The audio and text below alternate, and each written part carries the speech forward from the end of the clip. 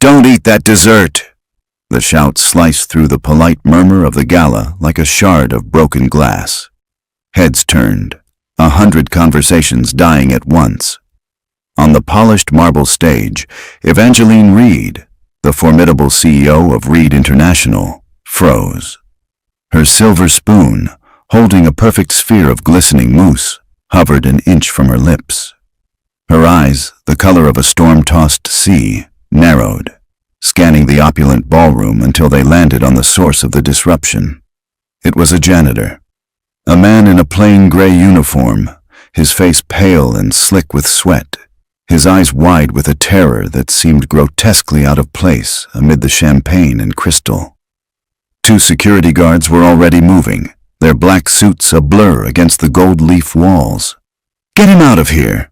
Ms. Reed's voice was low, a whip crack of controlled fury that carried farther than his shout. But the janitor, Darian Merrick, fought against the guard's grip, his gaze locked on the dessert. "Please, ma'am, you can't eat that. Just listen to me." His voice was raw, desperate. "It's the glaze. I can smell it." The guards grunted, their professionalism strained as they tried to wrestle him backward without causing a bigger scene. Darian's feet scraped against the floor. "Acacia," he yelled, the word tearing from his throat. "It's made with acacia nut oil." A gasp rippled through the crowd, not in understanding but in scandalized shock. Adrian Crown, the company's handsome and ever-composed vice president, was instantly at Ms. Reed's side. He placed a calming hand on her arm, his expression a perfect mask of concern and apology. "Evangeline, I am so sorry," he murmured, his voice a low thrum of reassurance. "Security will handle this." The man is clearly unwell. Evangeline Reed didn't look at him. Her entire focus was a laser beam fixed on Darian. The spoon in her hand trembled almost imperceptibly. For a fraction of a second, something other than anger flickered in her eyes. Doubt, perhaps even fear. But it was gone as quickly as it appeared, replaced by a wall of glacial authority. "You're fired," she said, her words dropping into the silence like chips of ice. She wasn't speaking to the guards, but directly to Darian. "Get this person out of my sight, and make sure he never sets foot in this building again." The finality in her tone was absolute. The guards, now empowered, heaved Darian toward the service exit. He gave one last, pleading look at the CEO. "My wife," he started, his voice cracking, but the heavy doors swung shut, cutting him off. The ballroom's atmosphere, momentarily fractured, began to stitch itself back together. Adrian Crown smoothly signaled the orchestra to resume playing. Waiters began to circulate again. He leaned in and spoke softly to Miss Reed. "A regrettable incident. I'll have a full security review on your desk in the morning. Some people are just unstable." Evangeline Reed set her spoon down, her appetite gone. She stared at the dessert, a beautiful, perfect creation that now seemed monstrous. Unstable, perhaps, but the man's terror had felt real. And that word, acacia, a word so rare, so specific, a word that held the power to kill her. She pushed the plate away, a chill creeping up her spine that had nothing to do with the room's temperature. Darian stumbled out into the cold night air, his shoulder aching where a guard had shoved him against the doorframe. The city's noise crashed over him, horns blaring, sirens wailing in the distance. He was jobless, humiliated, all because he had tried to stop a ghost from appearing twice in his life. The smell had hit him the moment the pastry chef wheeled the dessert cart past the alcove he was cleaning. It was faint, almost undetectable under the cloying sweetness of chocolate and raspberry, but for Darian, it was as loud as a scream. The warm, nutty, slightly floral scent of acacia oil, the scent that had filled the emergency room 5 years ago, the scent of his wife's last breath. He walked for hours, the city lights blurring through the angry tears he refused to let fall. He had lost his job trying to save a woman who wouldn't even listen, a woman who looked at him like he was something she'd scrape off the bottom of her shoe. How was he going to explain this to Ivy? How was he going to afford her next refill of the EpiPens that were her lifeline? The same lifeline he hadn't been able to give his wife in time. When he finally pushed open the door to his small third-floor apartment, the smell of stale air and the day's lingering dinner greeted him. A small lamp was on in the living room, casting a soft glow on a drawing taped to the wall. It was a crayon portrait of him and a little girl with bright, smiling eyes, both holding hands under a lopsided sun. A small figure stirred on the couch, wrapped in a faded quilt. "Daddy?" Ivy's voice was sleepy, her 7-year-old face clouded with concern. "You're late." Darian forced a smile, the muscles in his face feeling stiff and foreign. He crossed the room and knelt by the couch, stroking her hair. "Sorry, sweet pea. Work ran late. Big party tonight." "Did they have cake?" His throat tightened. "They had a dessert," he said, his voice quiet. "But it wasn't a good one." Ivy's brow furrowed. She had her mother's eyes, full of a deep, knowing sensitivity. "Are you sad, Daddy?" He couldn't lie to her. He just pulled her into his arms, burying his face in her hair, inhaling the clean, familiar scent of her shampoo. He held her tight, the fierce, protective love for her a physical ache in his chest. Just tired, baby girl. Just really, really tired he had failed. He'd lost everything trying to prevent a tragedy, and for what? The richest woman in the city now thought he was a lunatic, and he was unemployed. He had no plan, no savings to speak of, just a daughter with a ticking time bomb in her bloodstream and the haunting memory of a scent he could never forget. He stayed there for a long time, listening to the steady rhythm of his daughter's breathing as she drifted back to sleep. The world outside felt impossibly large and cold. He had never felt more alone. The next afternoon, the knock on his apartment door was so sharp and authoritative it sounded like it could crack the cheap wood. Darian froze, his mind racing. Was it the landlord, demanding the rent he now couldn't pay? Was it someone from his old job, delivering a final, formal notice? He peered through the peephole, and his blood ran cold. Parked on the street below, gleaming under the weak sunlight like a predatory jewel, was a cherry-red Ferrari. And standing in the dim, peeling hallway of his rundown apartment building, looking utterly, dangerously out of place, was Evangeline Reed. Darian's heart hammered against his ribs. For a wild second, he thought about not opening the door, pretending he wasn't home, but the sheer force of her presence seemed to press through the wood, leaving him no choice. He took a shaky breath, turned the deadbolt, and pulled the door inward. Evangeline Reed stood there, dressed in a sharp, dark gray pantsuit that probably cost more than his car. Her hair was pulled back in a severe, elegant knot, and her face was a mask of cold composure. Her stormy eyes swept over his worn t-shirt and the cramped, dim interior of his apartment with a flicker of distaste before locking onto his. "Mr. Merrick," she said. Her voice was the same as it had been at the gala, low, cutting, and accustomed to absolute obedience. "May I come in?" It wasn't a question. Darian stepped back numbly, and she glided past him into the small living room. The scent of her expensive perfume, a clean, sharp fragrance like winter air, filled the space, completely overwhelming the familiar smell of his home. She didn't sit. She stood in the center of the worn rug, her posture rigid, turning slowly to survey the room, the crayon drawing on the wall, the pile of Ivy's picture books on the coffee table, the faded quilt still crumpled on the couch. "How did you know?" she asked, her back now to him. Darian's throat was dry. "How did I know what?" She turned, her eyes pinning him to the spot. "Don't play games with me. I don't have the time or the patience for them. You shouted a word in that ballroom last night. Acacia. A word that is not in the general vocabulary. A word that is, in fact, the primary component of an allergy so rare it affects less than 1/100% of the population. An allergy that is my most closely guarded secret. So I will ask you one more time. How did you know?" Her intensity was suffocating. He saw the suspicion in her eyes, the cold calculation. She thought he was part of a plot, a threat to be neutralized. His own fear was quickly being replaced by a surge of old, familiar grief. "It was the smell," he said, his voice raspy. "The smell," she repeated flatly, her expression unchanging. "You smelled a single ingredient in a complex dessert from 50 feet away in a room filled with perfume and food? You never forget a smell like that," Darian shot back, a raw edge to his voice. "Not when it's the last thing you remember before your world ends." He saw a flicker of something in her gaze. Not sympathy, but a sharp, analytical curiosity. He pushed past her and went to the small, cluttered shelf beside the TV.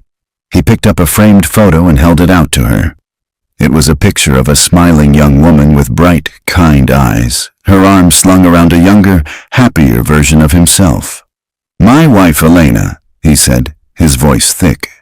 "5 years ago, we went to a little cafe for our anniversary. They had a new pastry chef. He wanted to be exotic, use rare ingredients. He used acacia nut oil in the frosting of her cupcake." Darian's hand trembled. She went into anaphylactic shock before we even got the check.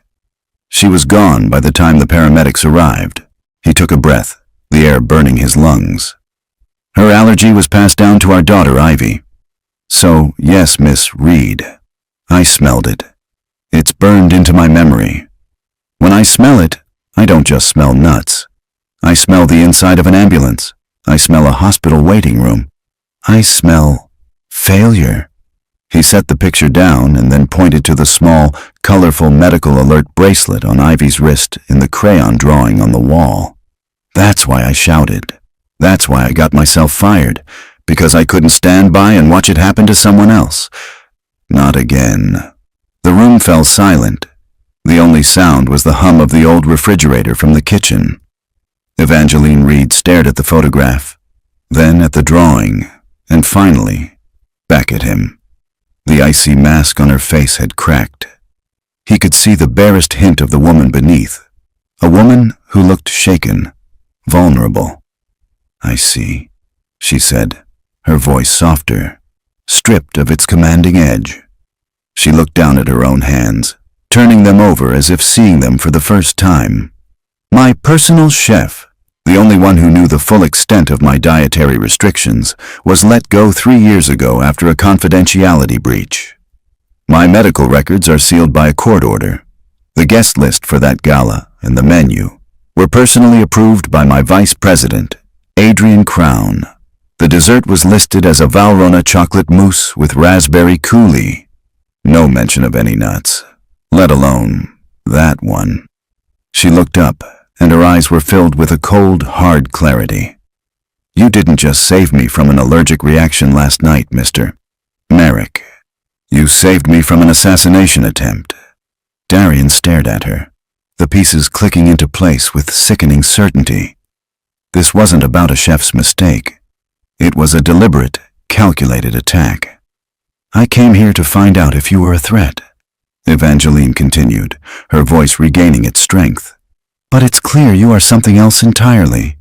You're the only person who saw what was right in front of everyone's faces. My security team is either incompetent or compromised. My inner circle is where the snake is hiding." She took a step closer, her gaze intense. "I am offering you a job. Not as a janitor. I need someone who can move through my company without being noticed. Someone who is invisible to the people in power. I need you to be my eyes and ears. I need you to help me find the person who tried to murder me." Darian was speechless. "Me?" "I'm a janitor. What can I do?" "You can listen," she said sharply. "You can watch. People say things in front of the cleaning staff they would never say in the boardroom. They don't see you. That's your advantage. It's the one advantage I don't have." She reached into her jacket and pulled out a checkbook and a pen. "Your daughter, Ivy. Her medication must be expensive, more than you know," Darian whispered. Evangeline wrote quickly, her pen strokes sharp and decisive. She tore the check out and held it out to him. "This is a signing bonus, $250,000. It should handle her immediate needs. Find the traitor for me, mister. Merrick and I will set up a trust that will cover her medical care for the rest of her life. You will never have to worry about the cost of an EpiPen again." Darian looked at the check, then at her face. This was insane. It was dangerous, but he also saw the small, hand-drawn picture on his wall, and he felt the crushing weight of his empty bank account. This wasn't just a job offer. It was a lifeline. It was the only way out. "What do I have to do?" he asked, his voice barely a whisper. A faint, mirthless smile touched Evangeline Reed's lips. "First thing tomorrow, my head of security will be fired for last night's breach. You will be reinstated with an apology for the misunderstanding. And then," she said, her eyes turning to Flint, "you will go back to being invisible, and you will find me a snake." The next morning felt surreal. Darian walked through the towering glass doors of Reed International, the same doors he'd been thrown out of less than 36 hours ago, and the air itself seemed to hold its breath. The security guard at the front desk, a man who usually just grunted at him, now watched him with wide, curious eyes. Whispers followed him down the hall toward the staff locker rooms, his name a ghost on the lips of people who'd never bothered to learn it before. His supervisor, a perpetually stressed man named Sal, pulled him aside before he could even change. "Merrick, what in God's name happened?" "1 minute, you're on a blacklist that would get you arrested for trespassing. The next, I get a call from corporate HR at 6 in the morning telling me you're reinstated with back pay and an official apology for the unfortunate misunderstanding." "What did you do?" Darian just shook his head, his mind replaying Evangeline Reed's final instructions. "Say as little as possible. You were confused. You thought you smelled something spoiled. You overreacted. They have accepted your apology." "I just made a mistake, Sal," Darian mumbled. "Guess they decided not to hold it against me." Sal squinted, clearly not buying it, but the directive from on high was absolute. "Whatever, just keep your head down from now on, will you? You've got the entire building spooked." As Darian pushed his cart onto the executive floor later that day, the atmosphere was even thicker with tension. He was a walking ghost story. But as he emptied trash cans and polished glass walls, he felt a new, sharp focus. He wasn't just a janitor anymore. He was a hunter. Just as Miss Reed had predicted, the head of security had been summarily fired. The official memo cited a severe lapse in event protocol. The new head of security was a grim-faced woman who looked like she'd been carved from granite. The message was clear. There were no more second chances. Around noon, a junior executive intercepted him by the elevators. "Mr. Merrick? Mr. Crown would like a word with you." Darian's stomach clenched. He followed the executive to the vice president's office, a corner suite with a view that stretched to the horizon. Adrian Crown was standing by the window, looking out at the city he seemed to believe he owned. He turned as Darian entered, a polished, sympathetic smile on his face. It didn't reach his eyes. His eyes were like a reptile's, cold, ancient, and unnervingly still. "Darian, please come in," Adrian said, his voice smooth as silk. "Close the door." Darian did as he was told, his hand feeling clammy on the doorknob. "I just wanted to personally apologize for what happened at the gala," Adrian began, gesturing to a leather chair that Darian pointedly ignored. It was a high-stress situation, and clearly things were mishandled. "I'm just glad Miss Reed is a forgiving woman and that we can put this unfortunate incident behind us." He paused, studying Darian's face. "I have to admit, I'm curious. You seemed so certain. What was it you thought you smelled?" Darian recited the lie Evangeline had prepared for him. "I don't know, sir. The kitchen. Sometimes things get left out. I thought maybe some cream in the dessert had turned. I have a daughter with a weak stomach, and I guess I panicked. I was out of line." Adrian's smile widened, but it still held no warmth. A father's instinct. Commendable, in its own way. "Well, we are all relieved that everything is back to normal. You may go." Darian nodded and turned to leave, his heart pounding. He felt Adrian's eyes on his back the entire way. It wasn't the gaze of a man who believed his story. It was the gaze of a predator sizing up an unexpected anomaly in its territory. That night, Darian's cleaning route took him back to Adrian Crown's office. The building was quiet, the sky outside a deep, starless black. He worked methodically, his hands moving on autopilot as his senses screamed with awareness. He emptied the main trash can, finding nothing but coffee cups and discarded printouts. But Evangeline had been specific in her instructions, delivered via text from a burner phone she'd had delivered to his apartment. Check the shredder bin, and look for anything that doesn't belong. The shredder bin was full. Under company policy, he was supposed to just tie off the bag and send it down for incineration. Tonight, he untied it. He laid the clear bag on the floor, the beam of his small flashlight playing over the confetti of paper. It was hopeless. Then he saw it. Near the bottom of the bag, something that wasn't paper. A tiny, dark glass vial, no bigger than his pinky finger. It was empty, but when he carefully worked it out of the bag and unscrewed the cap, a ghost of a scent hit him. It was faint, almost completely gone, but it was there. Warm, nutty, floral. Acacia. His breath hitched. He quickly screwed the cap back on and slipped the vial into a small evidence bag he'd brought from home. He was retying the shredder bag when he heard a faint ding from down the hall. The private executive elevator. Panic, cold and sharp, seized him. He shoved the bag with the vial deep into the pocket of his coveralls and grabbed his mop, frantically sloshing it back and forth across the floor just as the office door swung open. Adrian Crown stood in the doorway, his briefcase in hand. He stopped short, his eyes narrowing as he took in the scene. "Still here, Darian?" "Working hard, I see." "Yes, sir," Darian said, his voice miraculously steady. "Just finishing up this floor." Adrian's gaze flickered from Darian to the shredder bin, then back. For a terrifying moment, Darian was sure he knew. He was sure those cold eyes could see the vial burning a hole in his pocket. But Adrian just gave a curt nod. "Well, don't let me keep you," he said, stepping inside and moving toward his desk. "I just forgot a file." Darian nodded, packed up his cart, and walked out of the office, every muscle in his back screaming, expecting a hand to grab his shoulder. But nothing happened.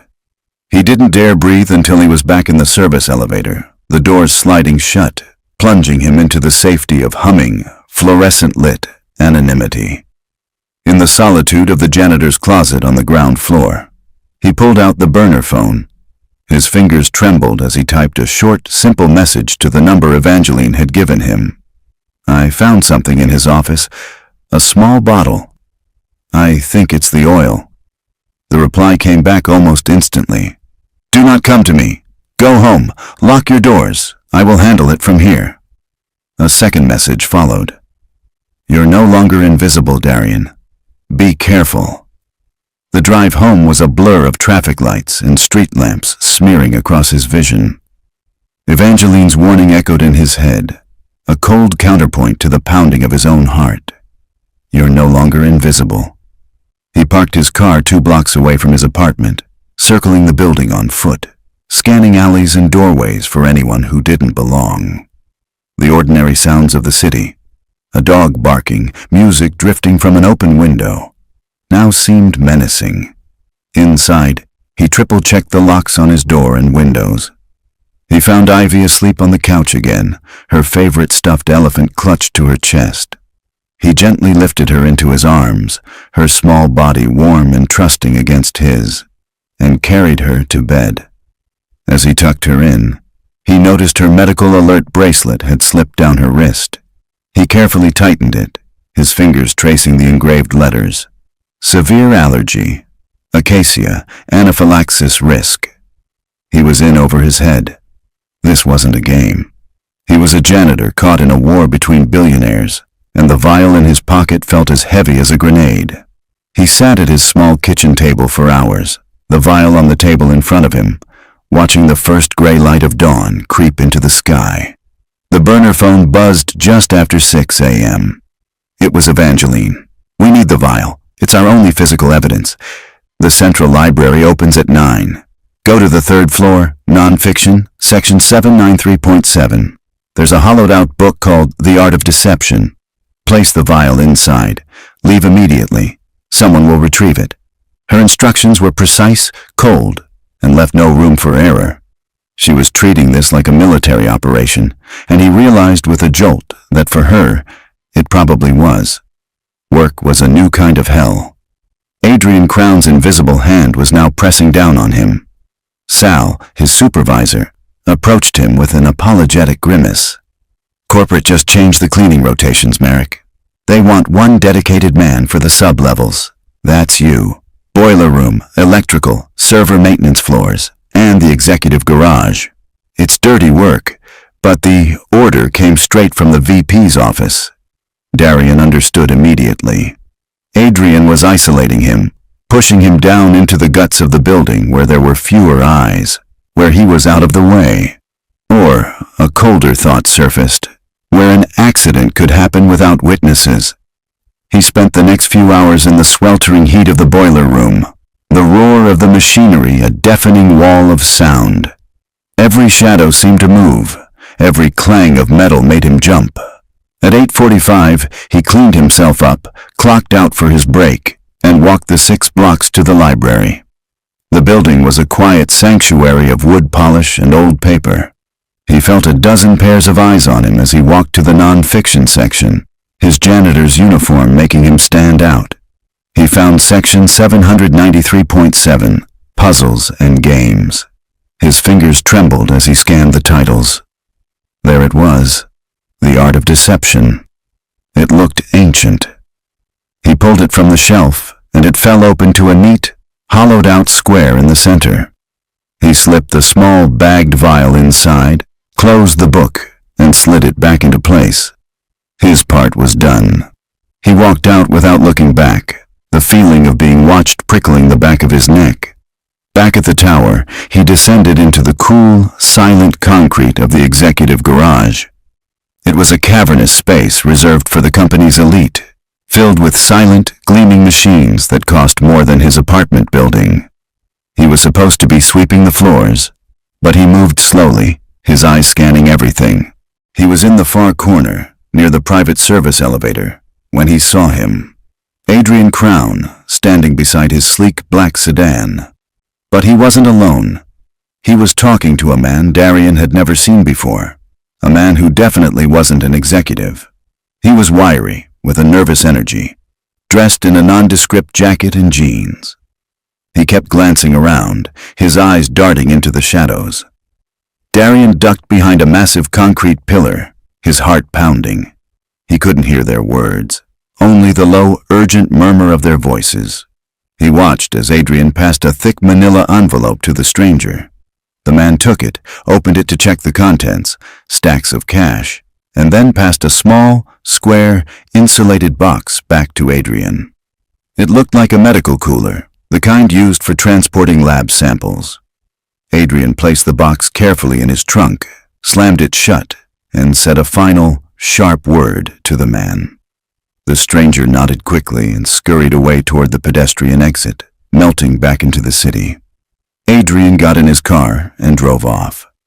Darian waited until the garage was silent again before he stepped out from behind the pillar. An envelope of cash for a medical box. It wasn't proof of anything, not legally. But he knew, with a certainty that chilled him to the bone, that he had just seen the snake meeting its supplier. That night, after he tucked Ivy in, he almost jumped out of his skin when he heard a soft knock at his door. He crept to the peephole, his hand hovering over his phone, ready to dial 911. It was a young woman in a bike messenger's uniform, holding a small, flat package. "For Merrick?" she asked through the door. He opened it cautiously. She had him sign a screen and then handed him the package before jogging back down the stairs. It wasn't a bomb. It was a tablet, sleek and new. He turned it on. There was only one app on the screen, a secure messaging service. A new message was already waiting. Lab confirmed, concentrated synthesized acacia oil, industrial grade, untraceable. The vial contained enough to cause a fatal reaction in under a minute. This was not a warning. It was a kill shot. Darian sank onto his couch, the tablet feeling impossibly heavy in his hands. A second message appeared. You were right to be suspicious of the garage. I had a theory. The man he met is a disgraced biochemist named Dr. Alpert. He specializes in synthesizing organic compounds off-market. The box you saw was likely a second dose. He's going to try again. We need to know when and how. Darian's mind raced. Adrian wouldn't try the same trick twice. The next attempt would be different, more direct. He typed a reply, his fingers stiff. What do I do? Evangeline's answer was immediate and terrifying. You get closer to him. He's isolating you in the basement. Use it. The server room you now clean is the company's brain, his communications, his schedules, his finances. It all runs through there. Find a way in. I need to know his next move before he makes it. The tablet felt alien in his hands, a sleek piece of forbidden technology that represented a line he never thought he'd cross. Evangeline was asking him to commit a felony. Hacking, corporate espionage. These were things from movies. Not from the life of a man who spent his nights wrestling with trash bags and floor buffers. His first instinct was to refuse, to tell her it was too much. He typed, I can't. I'm not a hacker. If I get caught, I'll lose Ivy. The reply was instantaneous, stripped of all sympathy. If he succeeds, we all lose her. He tried to kill me with a nut. Do you think a man like that will leave loose ends? A janitor who saw too much? A little girl who could identify him? We are past the point of safe choices, Darian. Her words hit him like a physical blow. He looked at the closed door to Ivy's bedroom and felt a cold dread wash over him. Evangeline was right. They were already tied to this, a loose end in Adrian Crown's murderous plan. His invisibility was gone. Safety was an illusion. The next afternoon, the illusion shattered completely. He got a frantic call from the school nurse. Ivy was having a reaction. It wasn't major. She'd traded a cookie at lunch with a new friend whose hands had been dusty with peanut flour from a different snack. It was minor cross-contamination, but it was enough. Her lips were swelling, her breathing shallow. The nurse had already administered her EpiPen. Darian broke every traffic law getting to the school. He burst into the nurse's office to find Ivy pale and shaken, a teacher rubbing her back. The immediate danger was over, but the terror that seized Darian was absolute. It was the same helplessness, the same icy fear he'd felt 5 years ago. This time, the EpiPen had worked. But what about next time? What if he was in jail, and she was in the foster system, and there was no one to double-check the ingredients? He held her in the car on the way home, his hand shaking as he stroked her hair. I'm okay, Daddy, she whispered, her voice still raspy. I know, sweet pea, he said, his own voice thick with emotion. Daddy's here. That night, he picked up the tablet again. His resolve was no longer fragile. It was forged in steel. He sent a single message to Evangeline. Tell me what to do. The instructions came an hour later, a detailed schematic of the sub-level server farm. The main terminal is in server room 3. Security is biometric, but your janitorial access card has been given a 90-second override window. A gift from a programmer who owes me a favor. It can only be used once. A package will be delivered to you tomorrow. It will contain a data cloning drive disguised as a portable phone charger. It will copy the target directories automatically. You just have to plug it in and get out. The next evening, Darian felt a grim sense of purpose as he descended into the building's cold, concrete heart. The phone charger was in his pocket. He spent the first hour of his shift just watching. He mapped the security cameras in his head. He timed the patrol route of the lone guard, a bored-looking man named Henderson who made a full circuit every 22 minutes. He needed a diversion. 20 minutes into Henderson's next patrol, Darian went into a utility closet and tripped the circuit breaker for the lighting in the west corridor, plunging a 50-yard stretch of the basement into darkness. Then he went back to his cart and kept mopping. 3 minutes later, Henderson's radio crackled. The guard sighed, muttered something under his breath, and began a slow, grudging walk toward the west corridor to check the breaker. It was a 5-minute walk each way, plus the time to fix it. Darian figured he had 15 minutes max.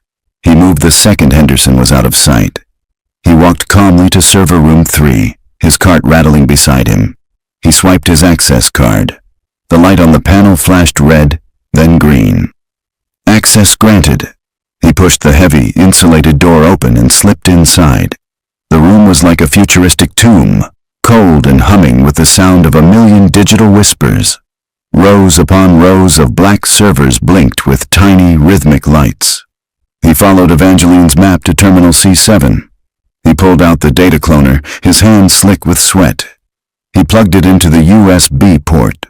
A tiny blue light on the device began to pulse, slow and steady. It was working.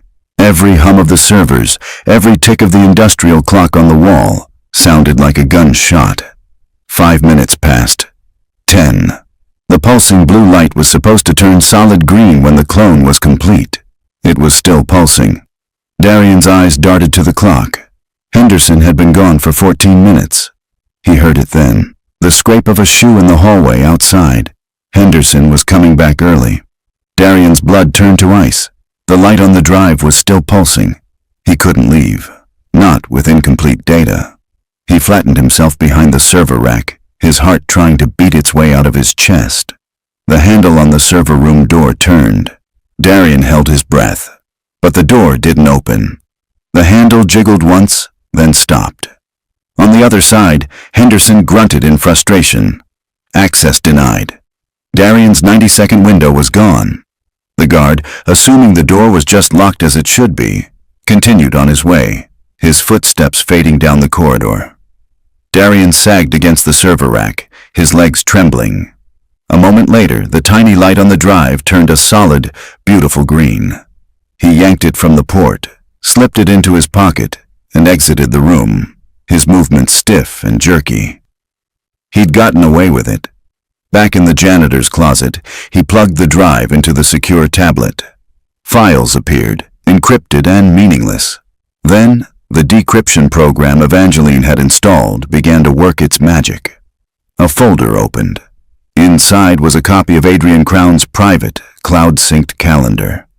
Darian scanned the entries. Meetings, conference calls, dinner reservations. It all looked normal. Then he saw an entry for the following afternoon. Tomorrow.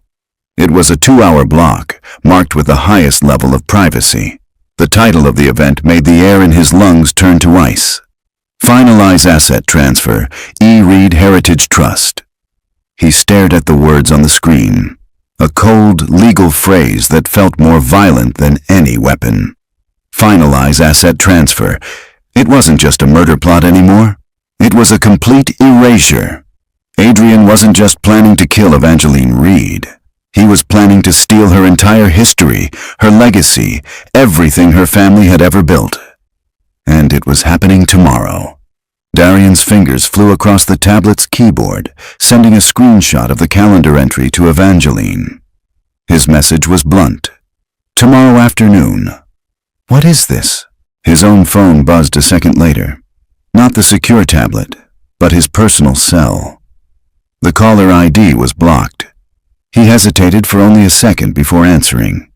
He's not just coming for the company. Evangeline's voice was a low, dangerous whisper, stripped of all its usual composure.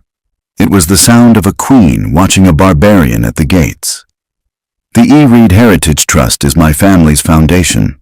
It controls everything. My personal assets, my shares, my homes. It's a fortress, Darian. To finalize a transfer from that trust, he would need my biometric signature, my private encryption keys, and a wet ink signature on an irrevocable power of attorney. He would need to have become me, legally speaking.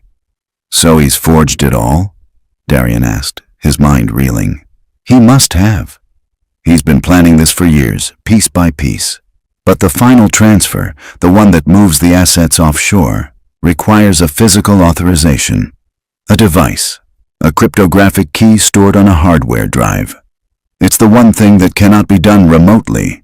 He has to physically connect it to the banking network to give the final command. Her voice hardened. That calendar entry isn't a meeting. It's the moment he plans to plug in that key and bankrupt me. And once I'm worth nothing, I'm just a tragic, unforeseen death. Darian's stomach churned. Where would he keep a key like that? Somewhere close. Somewhere secure, she said. His office. It has to be in his office. He wouldn't risk transporting it until the last possible moment. He's suspicious of me, Evangeline, Darian said, the words coming out in a rush. He almost caught me last night. I can't just walk in there and start searching. You won't have to, she replied, a sharp, tactical edge returning to her voice. He's expecting you to be in the basement. So we'll give him a reason to leave his office unguarded. Tomorrow morning at 10 a.m., I'm calling an emergency board meeting, off-site. I'm going to tell them I'm considering a full merger with our biggest competitor. It will cause a panic. Adrian will have no choice but to attend.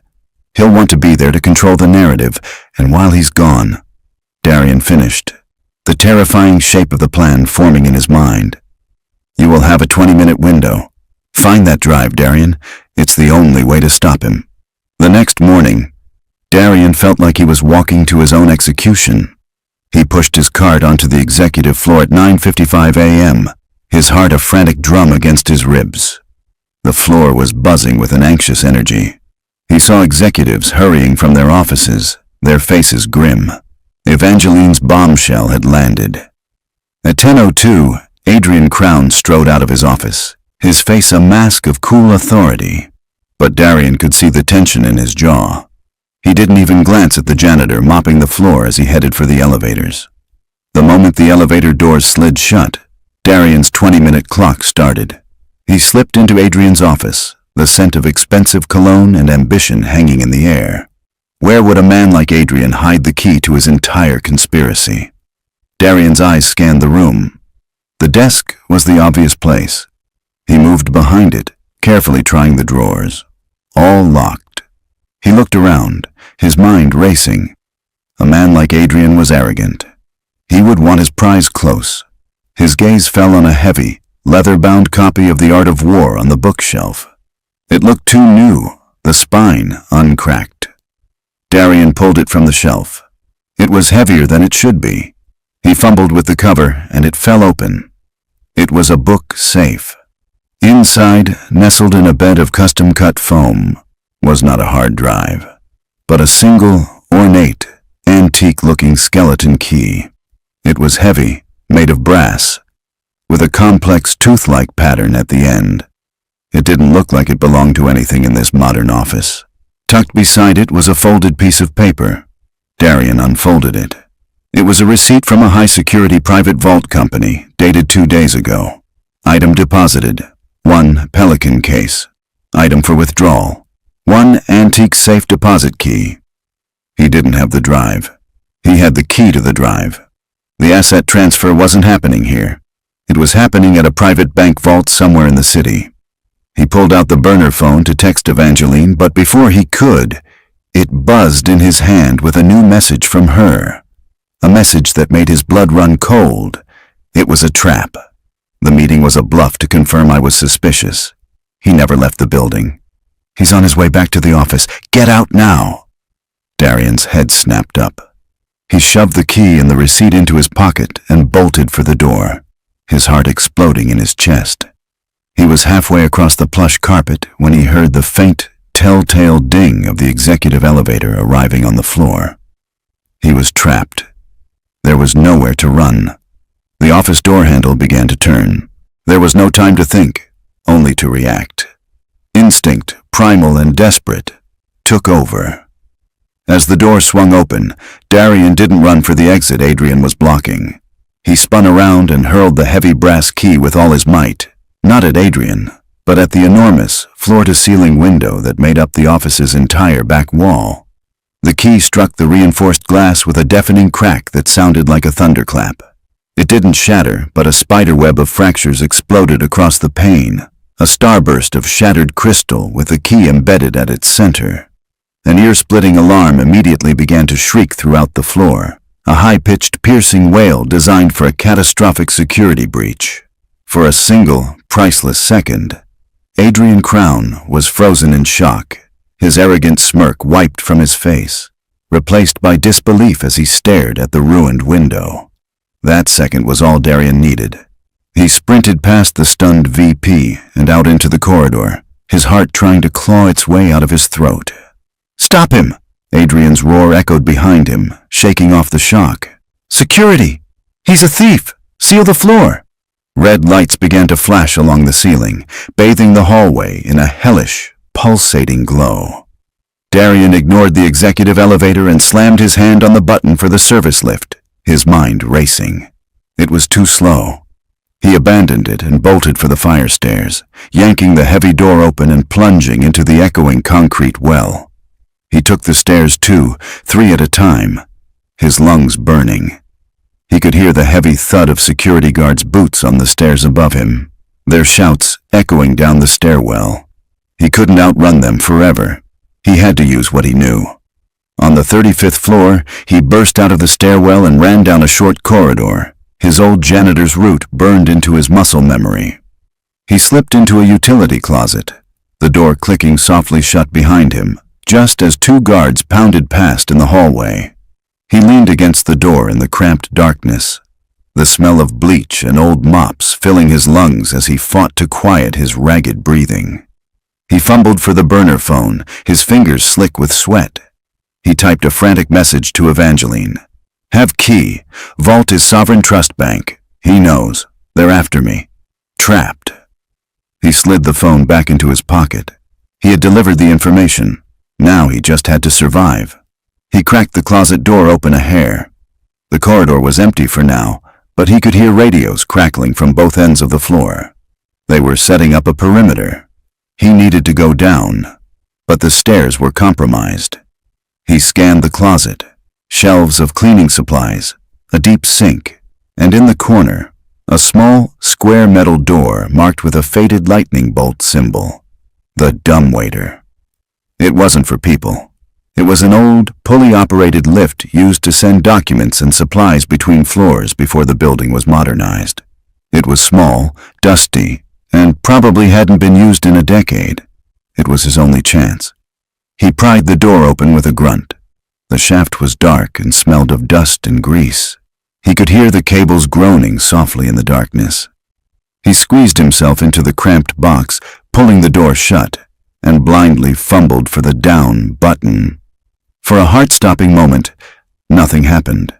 Then, with a lurch and a deafening screech of metal on metal, the dumbwaiter began its slow, noisy descent. It was a claustrophobic nightmare, the box swaying and groaning with every foot it dropped. He passed floors, seeing the floor numbers through the small, grimy glass window on the door.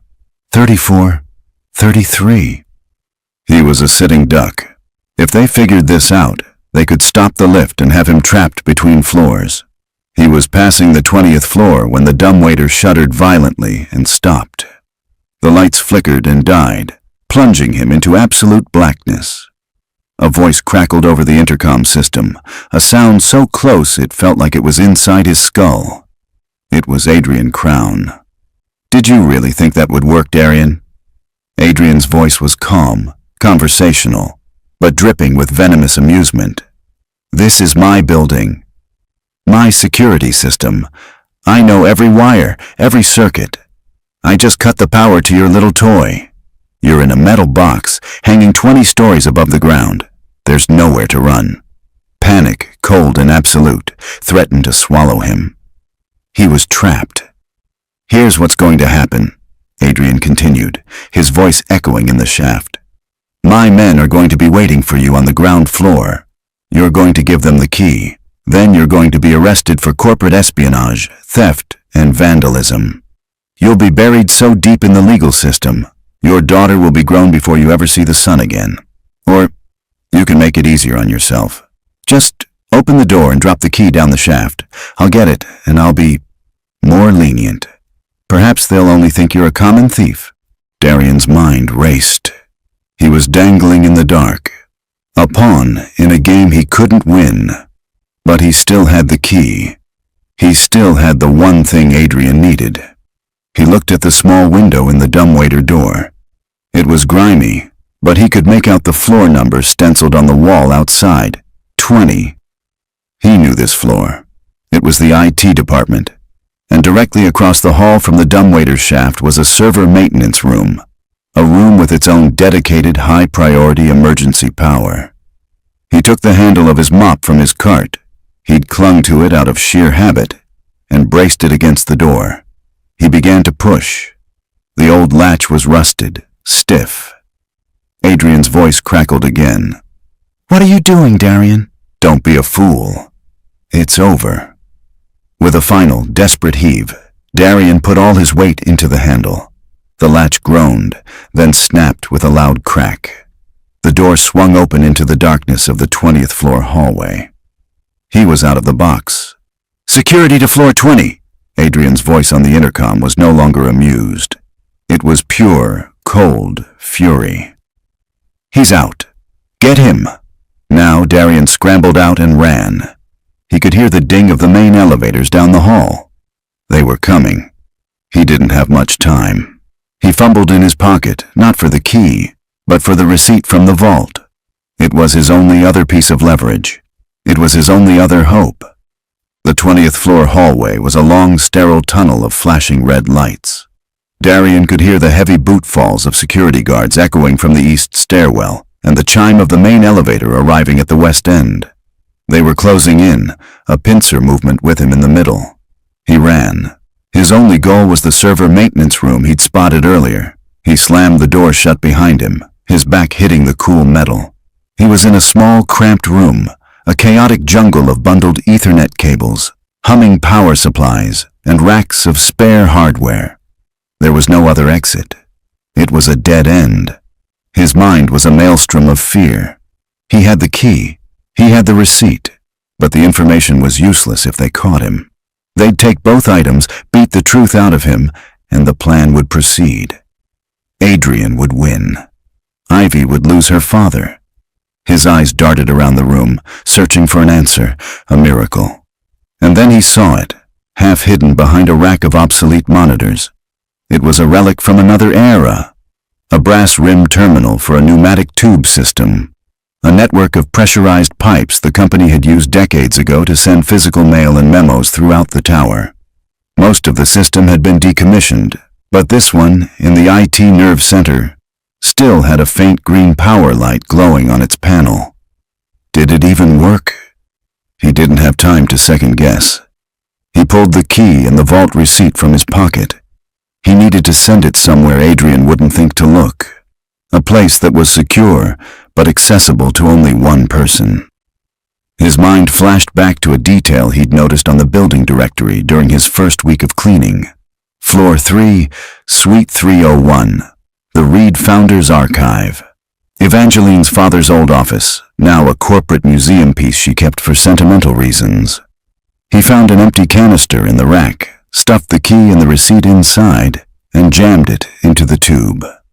He punched in the destination code for the archive, 301, and slammed his palm on the big red send button. For a sickening moment, nothing happened. Then, with a sudden powerful hiss of compressed air, the canister shot up into the network of pipes, disappearing into the ceiling. It was gone. Whether it would arrive was anyone's guess. The door to the maintenance room burst open with a deafening crash. Two massive security guards filled the doorway, followed by Adrian Crown. His tailored suit was immaculate, but his face was a mask of pure rage. His cold eyes scanned Darian, then the empty room. "Where is it?" Adrian's voice was dangerously quiet. Darian stood his ground, his breathing heavy. He raised his empty hands. "It's gone." Adrian took a slow step forward, his knuckles white. "The key." "Where is it, Darian?" "Somewhere you'll never get it," Darian said, the defiant words tasting like blood and adrenaline. The corporate mask shattered. "You think this is a game?" Adrian snarled. He nodded to the guards. "Take him. Not to security. To the sub-basement." The guards seized Darian's arms, their grips like iron vices. They twisted his arms behind his back, forcing him to his knees before hauling him roughly to his feet. This wasn't an arrest. This was an abduction. Meanwhile, miles away in a darkened town car, Evangeline Reed watched the chaos unfold on a multi-screen display connected to her private network. She saw Darian get cornered on the 20th floor. She saw him disappear into the maintenance room. She saw Adrian and his men follow. She gripped the leather seat, her knuckles white, feeling utterly powerless. Darian was about to be taken, and her one piece of evidence was about to be lost forever. Then, a small, unexpected notification popped up in the corner of her screen. It was an alert from a system so old, she had forgotten it even existed. Pneumatic delivery system. Canister received at Station 301. Reed Founder's archive. Hope, fierce and blinding, surged through her. He had done it. He had gotten the evidence out. She grabbed the secure phone. "Get me to the tower. Use the South Service entrance and get me the Attorney General on the line. Tell him it's happening." Darian barely registered the journey. He was dragged through service corridors, down a grimy freight elevator that smelled of oil and decay, into the deepest, darkest part of the building. The sub-basement was a damp, concrete cavern of pipes and machinery. They threw him into a small, windowless storage cage and slammed the barred door shut. Adrian stood on the other side of the bars, his face illuminated by a single, bare bulb overhead. He looked down at Darian, who was slumped on the floor, his shoulders screaming in pain. "I have an appointment at 2 o'clock, Darian," Adrian said softly. "It's a very important appointment, and I will not miss it. So you are going to tell me where you sent that key?" Darian just glared at him, silent. Adrian sighed, a theatrical sound of disappointment. "I was hoping you'd be reasonable. I see now that I'll have to provide you with some motivation." He pulled out his personal phone and tapped the screen. He turned it so Darian could see. It was a live video feed, a playground. Darian's blood ran cold. It was Ivy's school. The camera zoomed in on a group of children playing near the swings. He saw Ivy, her bright pink coat a splash of color, her laughter silent on the screen. "A beautiful girl," Adrian murmured, "so full of life." He swiped his finger, and the video feed changed. It was now from a different camera, showing a sleek, black car parked across the street from the school. A man in a dark suit was leaning against it, his arms crossed, his gaze fixed on the playground. His gaze was fixed on Ivy. "The man in the car is a professional," Adrian said, his voice a venomous whisper. "He's very good at his job. He's currently on the phone with me, awaiting my instructions. So, you see, the key is no longer just about my future. It's about your daughter's." Darian stared at the screen, at his smiling, oblivious daughter, and the predator watching her from across the street. The fight went out of him, replaced by a terror so profound, it was paralyzing. "Now," Adrian said, his voice silky smooth, "let's try this again. Where did you send the key?" The image on the phone screen stole the air from Darian's lungs.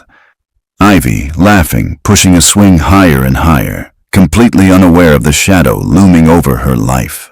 The man in the black car was a monster in waiting, and Adrian Crown held his leash.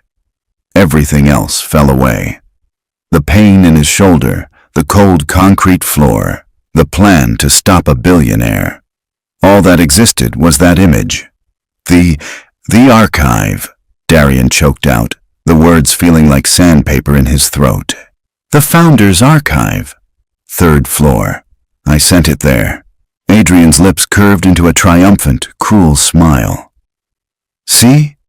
Was that so difficult?" He glanced at his watch. It was almost 1 p.m. "You've wasted a lot of my time, Darian." He spoke into his phone. "Stand by, but stay put. The girl stays in sight until I have the package in my hand." He hung up and looked back at Darian, his eyes glittering. "Let's go. And Darian, you're coming with me, just to ensure a smooth transaction." The two guards hauled Darian to his feet. They left the sub-basement, taking the service elevator back up into the civilized world. To Darian, it felt like a death march. He had failed. He had given up the only piece of leverage they had, and Ivy was still a pawn in Adrian's game. At the same moment, Evangeline Reed swept through the south service entrance of the tower, flanked by two plainclothes officers from the Attorney General's office. Her face was a mask of cold fury. "He has the janitor in the sub-basement," she said into her phone, relaying information from her security contact. "And he's threatening the man's daughter. He knows where the key is. We have to assume he's on his way to retrieve it now. The archive is on the 3rd floor. Go now, quietly. I'll meet you there." She moved with a speed and purpose that belied her elegant suit, taking a different, more direct elevator. She knew the building's secrets better than anyone, including Adrian. She arrived on the 3rd floor a full 2 minutes before anyone else, her heels silent on the plush carpet. The Founder's archive was just as she remembered it. Dark wood, leather-bound books, and a faint smell of her father's cigar smoke that never seemed to fade. She went straight to the pneumatic tube station in the corner. There, in the receiving bin, was the canister. Her hands trembled as she opened it. The antique brass key felt heavy, cold. The vault receipt was tucked beside it. She had it. She had the proof. She turned, ready to leave, and froze. Through the thick glass of the office door, she saw the elevator ding. The door slid open, revealing Adrian Crown. And beside him, held between two hulking guards, was Darian, his face bruised and pale with terror. Adrian saw her through the glass.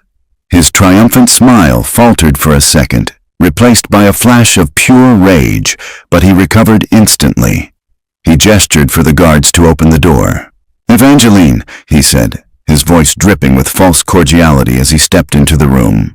"How wonderful of you to join us. You've saved me a trip. Now be a good girl and hand that over." She held the key up, her grip tight. "It's over, Adrian. The Attorney General is on his way. His men are already in the building."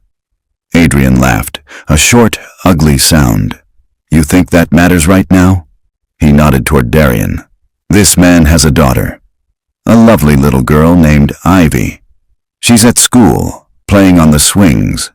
And I have a man with a car parked across the street, waiting for my call.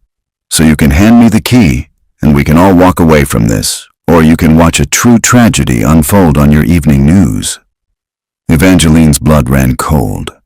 She looked at Darian, saw the absolute terror in his eyes, and understood. This monster had her checkmated. Her company, her fortune. None of it mattered if a child had to pay the price. Her hand started to lower. Defeat was a bitter taste in her mouth. But Darian, seeing her about to give in, felt something snap inside him. He had been a victim. He had been a pawn. He was done. He wasn't going to let this man use his daughter to win. "No!" he yelled. In one explosive, desperate movement, he threw his entire body weight sideways, slamming into the guard on his right. The man, caught off guard, stumbled backward, crashing into a tall display case full of her father's crystal awards. The case toppled with a cataclysmic shatter, glass and trophies exploding across the floor. It was the chaos Evangeline needed. Adrian was momentarily distracted, his head whipping toward the sound. In that instant, she didn't run. She acted. She lunged forward, not at Adrian, but at the guard still holding Darian's other arm. She brought the heavy brass key up in a tight fist, slamming it hard against the guard's temple. The man grunted, and his grip on Darian loosened. "Call it off, Adrian!" she screamed, her voice raw with a fury he had never seen. Adrian just snarled, pulling out his phone. "You've just made the biggest mistake of your life." He stabbed a number on his screen. Darian scrambled free, grabbing the heaviest, most solid crystal award from the floor. He saw Adrian put the phone to his ear. He saw the cold, murderous intent in his eyes. He wasn't going to give an order. He was going to watch his daughter's life end. Just as Adrian's lips parted to speak, The double doors of the archive burst open. It wasn't more of Adrian's men. It was a tactical team of state police in full gear, weapons raised. "Drop the phone, Crown!" a commander shouted. "Hands in the air!" Now. For a heartbeat, the world stood still. Adrian looked at the police, then at Evangeline, his face contorted in a mask of pure hatred. He knew he was beaten, but he could still burn the world down with him. He held the phone to his ear. "Do it," he whispered into the phone. A single gunshot-like crack echoed through the room, but it didn't come from the police. A small, dark hole appeared in the center of the phone in Adrian's hand, which exploded into a shower of plastic and electronics. He cried out, dropping the shattered device.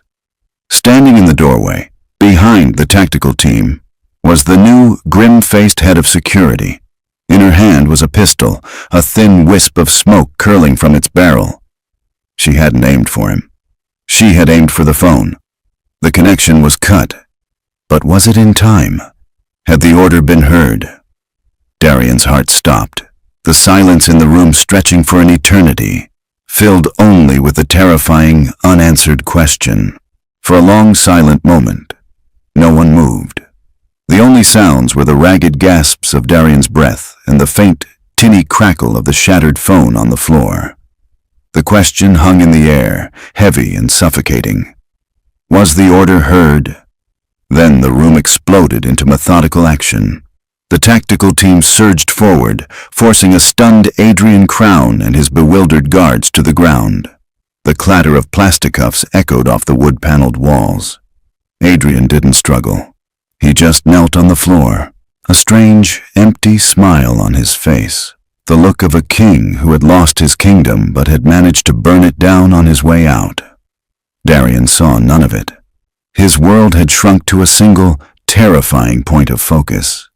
He stumbled toward Evangeline, his eyes wild with a frantic, desperate plea. "Ivy!" he rasped, his voice breaking. "My daughter! Did he—" Evangeline was already holding her own secure phone to her ear, her face pale but her voice a blade of pure command. "Report." Now she listened, her eyes locked on Darian's. The seconds stretched into an eternity. Darian felt his knees begin to buckle, the weight of his terror too much to bear. Then, Evangeline's expression softened, the iron control giving way to a wave of profound relief. She let out a breath she seemed to have been holding for days. "They got him, Darian," she said, her voice soft. "My security team, working with local police, had the man under surveillance. The moment the line to Adrian went dead, that was their signal to move in. He never even got the final order. She's safe. Ivy is safe." The words washed over him, and the strength that had held him together through the chase, the threats, and the fear, finally dissolved. His legs gave out, and he would have collapsed if not for the two plainclothes officers who caught him, easing him into a chair.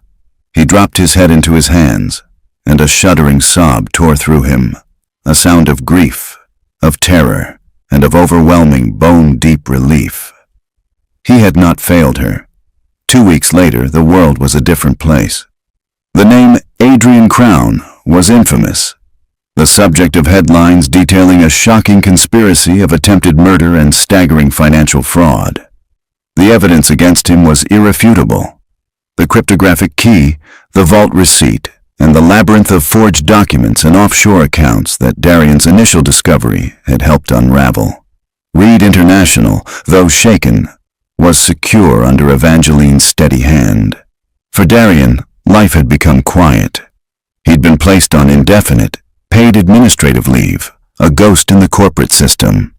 He spent his days with Ivy, taking her to the park, reading her stories, never letting her stray too far from his side. The fear had subsided, but it had left a permanent echo. One crisp autumn afternoon, he heard a familiar, low rumble outside his apartment building. He looked out the window and saw it, the cherry-red Ferrari, parked in the exact same spot as before. But this time, he felt no fear. He met Evangeline in the hallway. She was dressed more casually, in a simple sweater and slacks. The icy armor of the CEO was gone, replaced by a quiet, thoughtful composure. She wasn't carrying a checkbook. She was holding a simple, leather-bound portfolio. "I believe this belongs to you," she said, her voice gentle. She opened the portfolio. Inside were not checks, but official notarized legal documents. On the top page, he read the words, "The Ivy Merrick Lifetime Medical Trust." It was an ironclad, fully funded trust, guaranteeing his daughter the best possible medical care for the rest of her life, administered by a board of the nation's top doctors. It was more than a promise. It was a fortress built around his daughter's future. "I can't," he started, his voice thick. "You can," she interrupted softly. "And you will. You earned this, Darian. You saved my life, you saved my company, and you reminded me of something I had long forgotten." "What's that?" he whispered. "That the most valuable assets don't show up on a balance sheet." She closed the portfolio and held it out to him. "I also have another offer. I've created a new position at Reed International, Director of Internal Oversight. A person who answers only to me, who has the authority to look where others don't, to see the things that are hidden in plain sight. It requires a unique perspective." A faint smile touched her lips. "It pays better than a janitor's salary." "If you want it," Darian took the portfolio, the weight of it both heavy and incredibly light. He looked at this woman, who had once seemed like a distant, untouchable queen, and saw a survivor, a partner, a friend. "I'll think about it," he said, a genuine smile finally reaching his own eyes. The next Saturday was bright and sunny. Darian and Ivy were at the park, the same one he had watched with terror on a video feed. But today, there were no shadows, no black cars. Today, there was only the sound of Ivy's laughter as she chased a butterfly across the grass. Evangeline met them there. She wasn't wearing a suit or carrying a briefcase. She was just a woman enjoying a day in the park. She bought them both ice cream, and the three of them sat on a bench, watching the city go by. Ivy, with chocolate smeared on her cheek, leaned against Darian and looked up at Evangeline. "Are you Daddy's new boss?" Evangeline smiled, a real, warm smile that transformed her face. "No, sweetie," she said, reaching out to gently wipe the chocolate from Ivy's cheek. "We're partners." Darian looked at his daughter, safe and happy, and at the woman who had helped make it possible. He knew their lives were forever intertwined, a strange and unlikely family forged in chaos and trust. The world was still full of dangers, but for the first time in a long, long time, he wasn't facing it alone. The quiet janitor had found his voice. The isolated CEO had found her heart, and together they had found that the most powerful protection in the world was simply having someone you could count on. So that's the end of our story. I really hope a piece of it stays with you. If there was a moment or even just a character that really hit home, I'd honestly be honored to read about it in the comments. It's just amazing to see how one story can land in so many different ways. Look, if you believe stories like this are a kind of light we need in the world, your support means everything. When you like and subscribe, you're doing more than just helping a channel grow. You're really casting a vote for stories that aren't afraid to look at what makes us human. And you're helping that light find someone who might be in the dark. Thank you for lending me your time. It means a lot. Until the next chapter, take care of yourselves and each other.